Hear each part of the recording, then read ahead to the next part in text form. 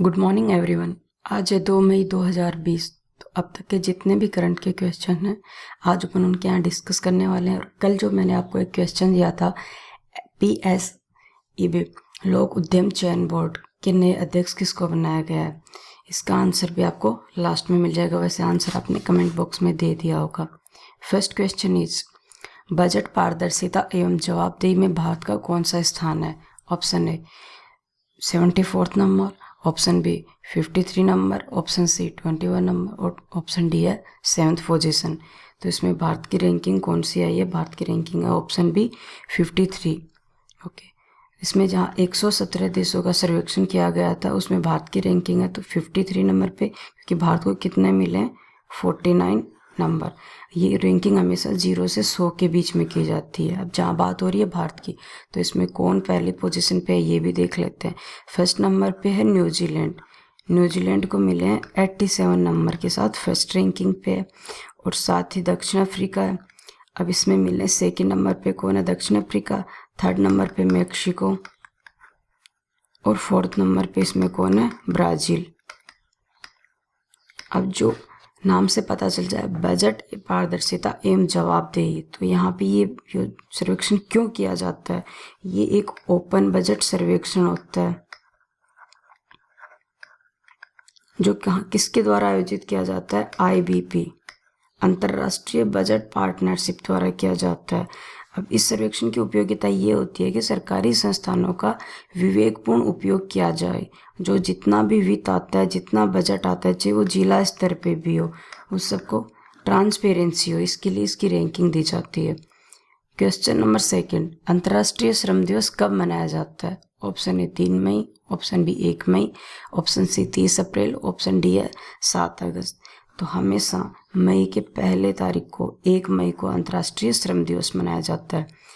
अब ये क्यों मनाया जाता है? जो अंतर्राष्ट्रीय श्रम संघ है उनको बढ़ावा देने के लिए और प्रोत्साहन देने के लिए मनाया जाता है। अब ये सबसे पहले कब मनाया गया था? सबसे पहले 4 मई को शिकागो में मनाया गया था। क्योंकि क्या हुआ था 1986 में शिकागो में क्या था, श्रमिक एक हड़ताल पे थे।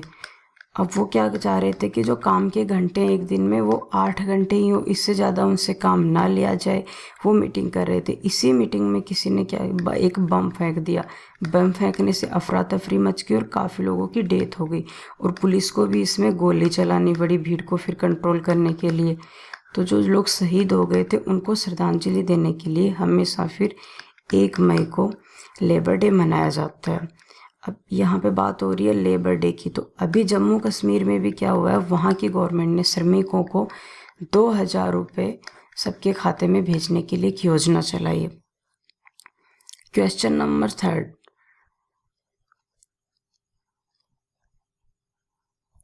अभी किस राज्य ने डीजल, पेट्रोल एवं मोटर स्पिरिट पर कोविड-19 उपकर टैक्स लगाया? Option A Nagaland, option B Assam, option C Rajasthan, option D Gujarat. तो इसका राइट आंसर क्या होगा? इसका राइट आंसर होगा ऑप्शन ए नागालैंड। नागालैंड ने अभी जो कोविड-19 डिजीज है, तो सब कुछ क्या हो रखा है, इसमें लॉकडाउन हो रखा है। तो गवर्नमेंट को क्या है, टैक्स वगैरह कहीं से भी अवेलेबल नहीं हो रहा। लेकिन हाँ, अभी क्या चल रही है, जैसे कुछ गाड़ियाँ वगैरह हैं वो सब चल रही हैं एक जगह से सामान दूसरी जगह ट्रांसपोर्ट करने के लिए। तो डीजल, पेट्रोल पे कितने % टैक्स लगा दिया वहाँ की गवर्नमेंट ने? डीजल और पेट्रोल पर तो लगाया 5 रुपये डीजल पे और 6 रुपये पेट्रोल पे पर लीटर के हिसाब से टैक्स लगा दिया है। अब ये क्यों किया है? क्योंकि राजस्व की क्यों हो रही है कमी, तो अब गवर्नमेंट को पैसा चाहिए खर्च करने के लिए। तो नागालैंड का जो टैक्स एक्ट है 1967, उसमें संशोधन करके ये टैक्स लगाया गया। बात हो रही नागालैंड के, तो अभी याद रख लेते हैं मेघालय ने भी कितना टैक्स लगाया? 2% की दर के हिसाब से टैक्स लगाया है। क्वेश्चन नंबर फोर्थ, कावेरी जल प्रबंधन प्राधिकरण में जल का बंटवारा कितने राज्यों व केंद्र शासित प्रदेशों के मध्य किया गया? Option A 3, option B 2, option C 5, option D 4। तो इसका राइट आंसर क्या होगा? Option D 4। इन दिनों ये कावेरी जल प्राधिकरण चर्चा में भी है कि किसको किसके अंतर्गत कर दिया अब शामिल? जल शक्ति मंत्रालय के अंतर्गत। पहले ये कहाँ था? ये नदी कल्प और गंगा मंत्रालय में शामिल था। अब इसको अलग से जल शक्ति मंत्रालय के अंदर कर दिया। अब कमेंट बॉक्स में बता सकते हैं जल शक्ति मंत्रालय के अभी मिनिस्टर कौन है। अब ये 4 कौन कौन से स्टेट हैं? ये हैं तमिलनाडु, कर्नाटक, केरल एवं पुदुचेरी यूनियन टेरिटरी। इन चारों के मध्य पानी के बंटवारे का विभाजन किया जाएगा। कावेरी जल प्राधिकरण कब शुरू किया गया था? ये 2018 में इनके बीच क्या हुआ था? पानी के विभाजन का एक विवाद हो गया था, तब से स्टार्ट किया गया। क्वेश्चन नंबर 5, बॉम्बे उच्च न्यायालय का मुख्य न्यायाधीश कौन है? अब इनकी क्या हाल ही नई नियुक्ति की गई है, तो जो भी नई नियुक्ति है वो अपन को करंट में हमेशा याद रखनी होती है। Option A Dipankar Datta, option B Vishwanath Somaddar, option C Kapil Sibal, option D Ranjan Kumar. तो इसका राइट आंसर है दीपांकर दत्ता। दीपांकर दत्ता को अभी मंगलवार को ही जो वहाँ के सीएम उद्धव ठाकरे और जो भगत सिंह कोठारी गवर्नर के प्रेजेंस में क्या है शपथ दिलाई गई है। अब दूसरा नाम यहाँ पे आया है विश्वनाथ सोमदर। विश्वनाथ सोमदर भी इसलिए क्योंकि कोविड-19 के दौरान इन्होंने क्या खुद को क्वारंटीन किया है कुछ सिम्टम्स से। ये कहाँ के न्यायाधीश हैं? ये हैं विश्वनाथ सोमदर मेघालय के। इनको मेघालय का नया न्यायाधीश बनाया गया। ओके, क्वेश्चन नंबर 6, हाल ही में किस स्वतंत्रता सेनानी का निधन हुआ है जिन्होंने राष्ट्रीय सांप्रदायिक सद्भाव पुरस्कार जीता था? Option A Deepak Chahar, option B Manisha Singh, option C Deepak Mittal, option D है हेमा भारली। तो सांप्रदायिक सद्भाव पुरस्कार किसने जीता था? ये हैं हेमा भारली। ये कहाँ से बिलोंग करती हैं? असम से बिलोंग करती हैं, जिनका भी 101 की उम्र में निधन हो गया। और ये एक स्वतंत्रता सेनानी थी, गांधी जी को फॉलो करने वाली थी और लेडीज़ के लिए काफ़ी अधिकारों के लिए लड़ती थी। अब इनको कौन कौन से पुरस्कार और मिले वो भी याद रख लेते हैं। एक जो असम में पुरस्कार मिलता है फखरुद्दीन अली अहमद पुरस्कार, वो भी इनको अभी मिला है वहाँ की गवर्नमेंट के द्वारा।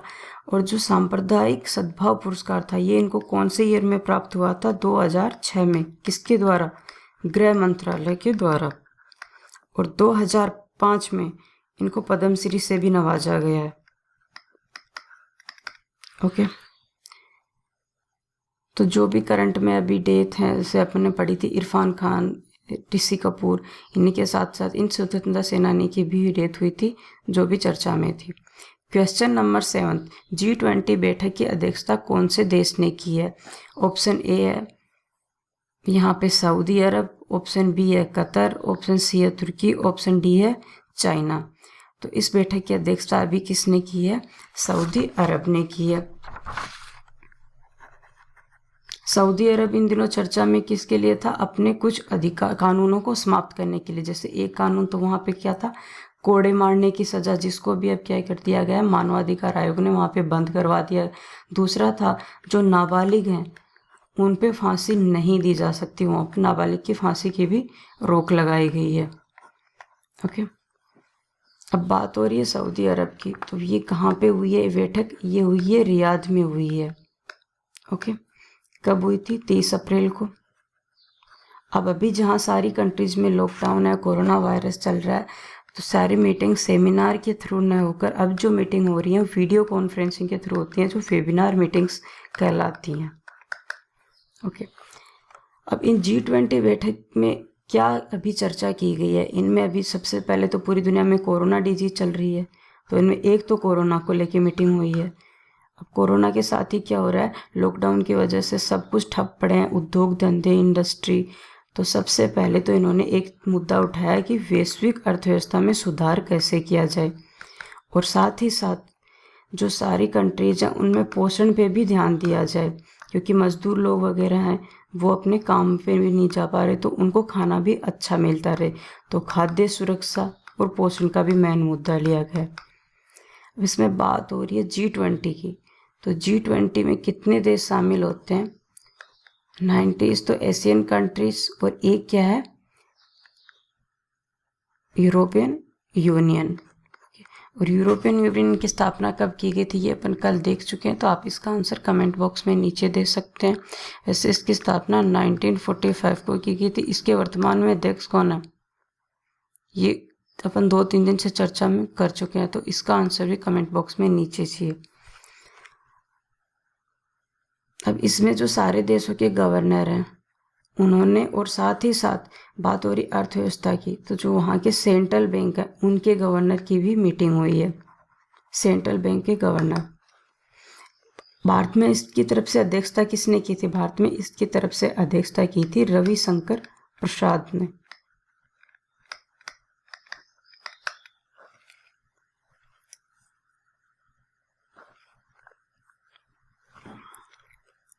क्वेश्चन नंबर 8, कोविड-19 के जोखिमों को कम करने के लिए भारतीय विज्ञान एवं प्रौद्योगिकी विभाग ने कौन सा कार्यक्रम लॉन्च किया है। ऑप्शन ए तिरंगा पहल, ऑप्शन बी संपर्क बैठक, ऑप्शन सी दिशा, ऑप्शन डी यस। तो इसका राइट आंसर कौन सा होगा, इसका राइट आंसर होगा यस, YASH, यस कार्यक्रम शुरू किया गया। अब इसकी फुल फॉर्म क्या है, year of awareness on science and health.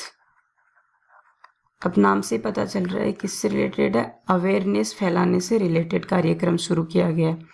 ये किसने शुरू किया है, NCSTC। इसकी फुल फॉर्म है national council for science and technology communication. अब ये स्वास्थ्य की एक पहल शुरू की गई है कि कोविड-19 के जोखिमों को कम किया जाए, सार्वजनिक सहभागिता दिखाई जाए, ताकि कोविड-19 से लड़ने में एक सहायता प्राप्त हो सके।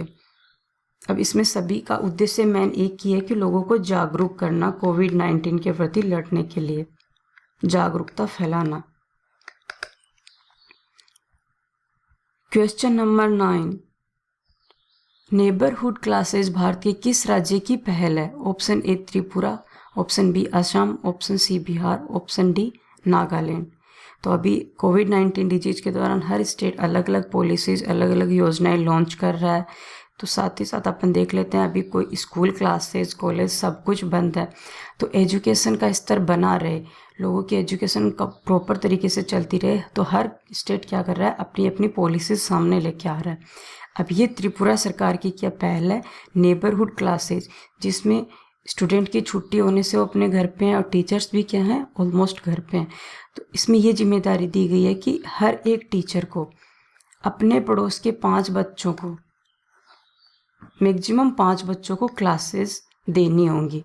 अब ये क्लासेज वो टीचर अपने घर पे भी ले सकता है, लेकिन किसी स्टूडेंट के घर पे जाके भी वो क्लासेज अवेलेबल करवा सकता है। लेकिन सबसे बड़ी बात है, इसमें हमेशा सोशल डिस्टेंसिंग को फॉलो करना होगा, तभी तो 5 बच्चों के लिए अलाउ किया है ओनली। क्योंकि ऑनलाइन क्लासेस भी उतनी इम्पोर्टेंट नहीं होती हैं, क्योंकि इंडियन जो अभी हैं उनको ऑनलाइन क्लासेस की उतनी आदत नहीं है। तो पर्सनली क्लास अटेंड हो सके, पर्सनली पढ़ाई हो सके, इसके लिए वहाँ की त्रिपुरा सरकार ने ये पहल की है।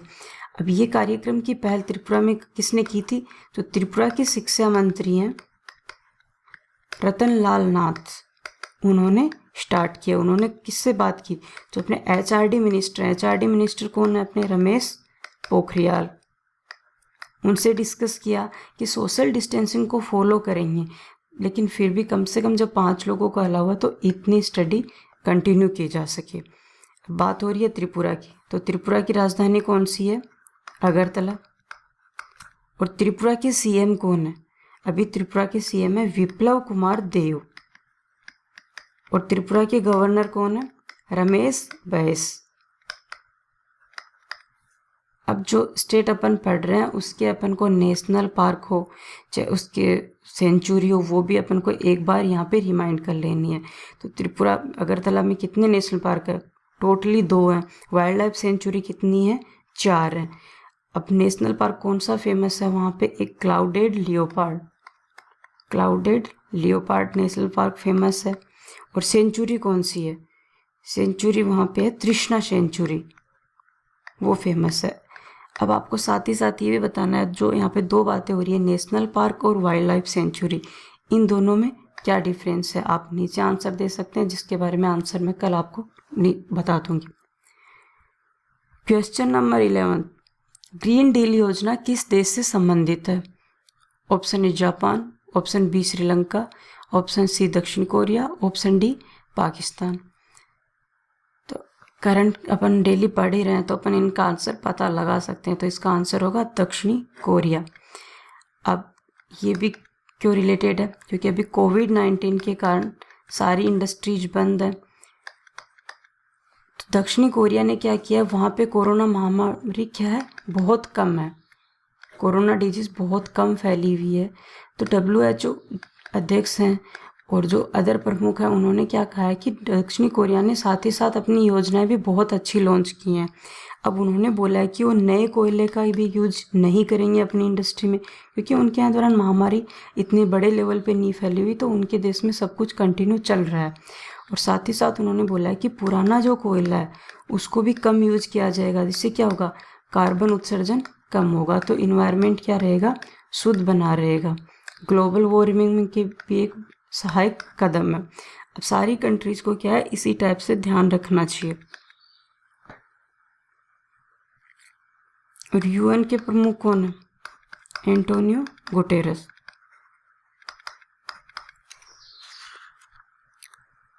Question number 11, Fed Cup heart पुरस्कार किसको प्रदान करने की घोषणा की गई है। PV Sindhu, option B Saina Nehwal, option C Sania Mirza, option D Mary Kom. तो इसका राइट आंसर होगा, जब अपन को ये पता होगा फेड कप हार्ट पुरस्कार कौन से गेम से रिलेटेड है, तो अपन बता देंगे। तो ये कौन से गेम से रिलेटेड है, टेनिस से है। तो सानिया मिर्जा को ये पुरस्कार देने की घोषणा की गई है। लेकिन सानिया मिर्जा के साथ ही एक इंडोनेशिया की प्लेयर और हैं, उनको भी घोषणा की गई है देने की संयुक्त रूप से। उनका नाम भी देख लेते हैं। उनका नाम है प्रिस्का मेडेलिन नुग्रोरले नुग्रोरव। अब ये किसने किया है, इसकी घोषणा इंडिया में कौन सूचित करता है, इसकी घोषणा करता है अखिल भारतीय टेनिस संघ, अखिल भारतीय टेनिस संघ। आपको जितना भी अखिल भारतीय टेनिस संघ के बारे में पता हो, आप कमेंट बॉक्स में नीचे लिख दिया करें, जिससे रिवाइज हो जाए। क्वेश्चन नंबर 12, रघुराम राजन किस क्षेत्र से संबंधित है। ऑप्शन ए अर्थशास्त्र, ऑप्शन बी स्वास्थ्य, ऑप्शन सी प्रौद्योगिकी, ऑप्शन डी कला। तो ये किस क्षेत्र से संबंधित है, अर्थशास्त्र से।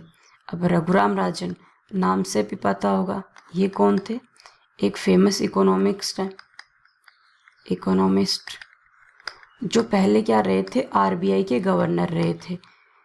कौन से नंबर के, ये RBI के 23वें नंबर के गवर्नर रहे थे। इनके बाद में 24वें नंबर पे आए थे D सुब्बाराव।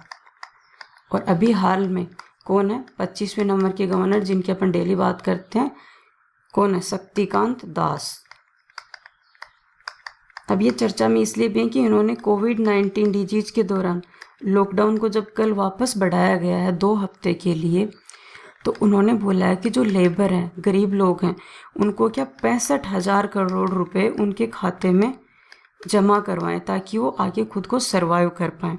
अब ये उन्होंने अपनी एक मीटिंग में कहा है। तो ये एक चर्चा में अब बात हो रही है RBI की। तो RBI की स्थापना कब की गई थी, RBI की स्थापना की थी 1 अप्रैल 1935 को। और RBI का हेडक्वार्टर कहाँ पे है, यह है देश की इकोनॉमिक कैपिटल मुंबई में लोकेटेड है।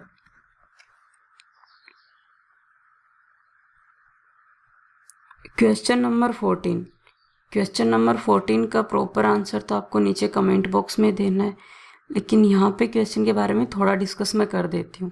क्वेश्चन है GI टैग कौन से मंत्रालय से संबंधित है। तो पहले आप इसके ऑप्शन देख लीजिए, वाणिज्य और उद्योग मंत्रालय, ऑप्शन बी कृषि और किसान कल्याण मंत्रालय, ऑप्शन सी गृह मंत्रालय, ऑप्शन डी वित्त मंत्रालय। तो आंसर तो आप देंगे नीचे। अब यहाँ पे बात हुई है GI टैग, तो हल्का चर्चा में है, तो अब GI समझ लीजिए क्या है। ये एक GI जियोग्राफिकल इंडिकेटर, ये क्यों प्रदान किया जाता है? ये एक स्पेसिफिक लोकेशन के लिए या स्पेसिफिक एरिया की जो चीज़ें हैं उनको आइडेंटिफाई करने के लिए जीआई टैग दिया जाता है। तो अब जीआई टैग है, ये अभी हाल ही में चर्चा में इसलिए है कि ये मणिपुर का जो ब्लैक राइस है और गोरखपुर का टेराकोटा और साथ ही साथ कोविलपट्टी की जो मिठाई है कदलाई मितई, इन तीनों को किस में शामिल किया गया है? जीआई टैग प्रदान किया गया है। तो अब आपको मैंने हल्का हल्का बता दिया है कि ये जीआई टैग क्या होता है। अब आपको ओनली इतना बताना है कि कौन से मंत्रालय से संबंधित है। ओके, अब ब्लैक राइस को ब्लैक राइस क्यों बोलते हैं, आप इसके वर्णक जो इसका पिगमेंट है उसका आंसर भी नीचे कमेंट बॉक्स में दे सकते हैं। अब कल का अपना क्वेश्चन था, उसके आंसर की अपने यहाँ पे डिस्कस कर लेते हैं। कल का अपना क्वेश्चन था लोक उद्यम चयन बोर्ड PESB के नए अध्यक्ष किसको बनाया गया? तो उसका राइट आंसर था राजीव कुमार, जो पहले क्या रहे हैं, नीति आयोग के वाइस चेयरमैन भी रहे हैं। ओके, तो ये आज के थे अपने डिस्कस। Thank you.